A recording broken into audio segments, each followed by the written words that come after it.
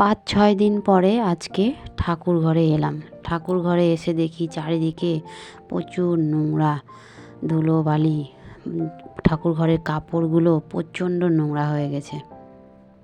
তো বন্ধুরা, তোমরা সবাই কেমন আছো? আশা করছি ভালো আছো। আমিও ভালোই আছি। সাথে থাকো, ভিডিওটা আশা করছি ভালো লাগবে।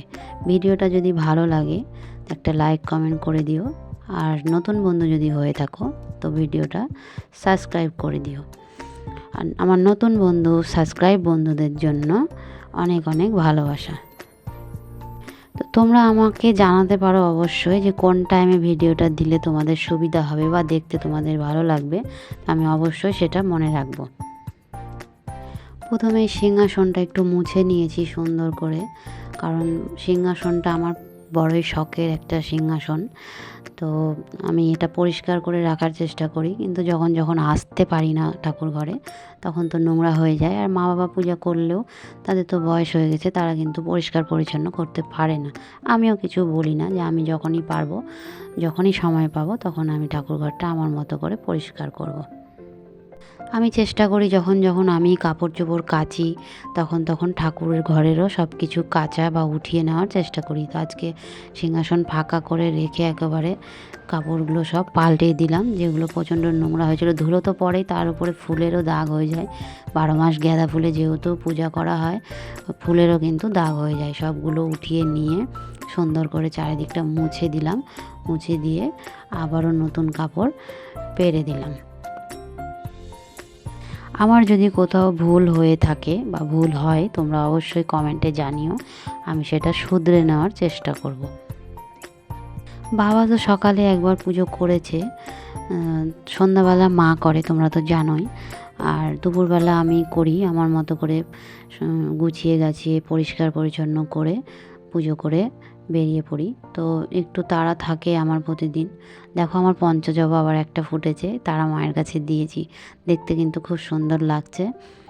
খুব কমই ফুটে গাছটাতে, অত ফুটে না, একটা দুটো করে ফুটে। তো পুজো সেরে চলে এসেছি ছাদে। অনেকগুলো কাপড় ছিল, আগের দিন অর্ধেক কেচেছিলাম, আজকে অর্ধেক কেচেছি। তো সেগুলোই মেলে দিচ্ছি। প্রতিদিনই ভাবি হালকা করে কাজ করব, কিন্তু আমার চাপ হয়েই যায়। আজকে ঠাকুর ঘরে ঢুকে সব পরিষ্কার পরিচ্ছন্ন করেছি। আজকে হলো 1 বালতি কাপড়ও কেচেছি। তো আমার সব মিলিয়ে মিশিয়ে কিন্তু অনেকটাই দেরি হয়ে গেছে। তো যেদিন আমার এরকম অনেকটা দেরি হয়ে যায় সেদিন কিন্তু আমি একটু শর্টকাটেই রান্না করার চেষ্টা করি বা শর্টকাটেই রান্না করি। কারণ আমি সামলে উঠতে পারি না যে কোন দিকে আগে যাব। সবটাই তো করতে হবে, কাজ তো কোনোটাই ফেলে রাখার না। আজকে যেহেতু ঠাকুর ঘরে ঢুকেছি, কাপড় কাচাকুচি করেছি, আজকে শর্টকাটে রান্না করেছি হচ্ছে ছোট মাছ, তোমাদের দাদাভাই এনেছিল। আলু বেগুন বড়ি দিয়ে মাছের ঝোল করেছি, আর আলু করলা ভাজা করেছি। আর বেশি কিছু রান্না করিনি। খাওয়া দাওয়া সেরে নিয়েই উঠোনটা ঝাড় দিয়ে নিচ্ছি। মা তো সকালে ঝাড় দেয়, তোমরা তো জানোই। তো দুপুরবেলা তো সারা দুপুর উঠোনটা একটু নোংরা হয়েই যায়। তার জন্য খাওয়া দাওয়া সারার পরে হালকা হালকা রোদ্দুর ছিলই, তো আমি উঠোনটা ঝাড় দিয়ে নিলাম। পরিষ্কার করে রাখলে দেখতে ভালো লাগে, নিজের একটা শান্তি লাগে। আজকে ছিল মেয়ের হচ্ছে গণিত মেধার পরীক্ষা। তো মেয়ে গেছে স্কুলে, তোমাদের দাদাভাই নিয়ে গেছে, একেবারে নিয়েই আসবে। তো তার জন্য একটু তো দেরি হলোই। বাবা, আমি, মা 3 জন মিলে আমরা খাওয়া দাওয়া আগে করে নিয়েছিলাম। আর তোমাদের দাদাভাই আর মেয়ে বাকি ছিল খেতে।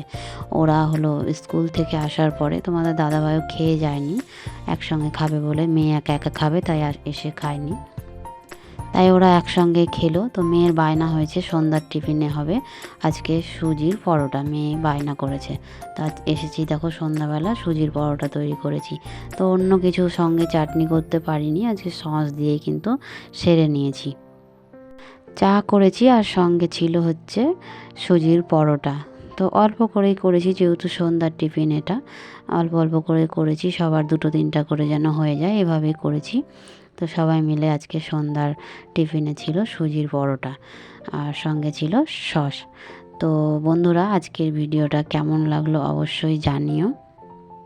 আর তোমরা কে কোথা থেকে আমার ভিডিও দেখছো তোমরা কিন্তু কেউ একদমই বলো না, তো অবশ্যই আমাকে বলো তোমরা কে কোথা থেকে ভিডিওটা দেখছো, আমার তাহলে অনেক ভালো লাগবে, আমি আরও নতুন ভিডিও করার উৎসাহ পাবো। আজকের মতো বাই।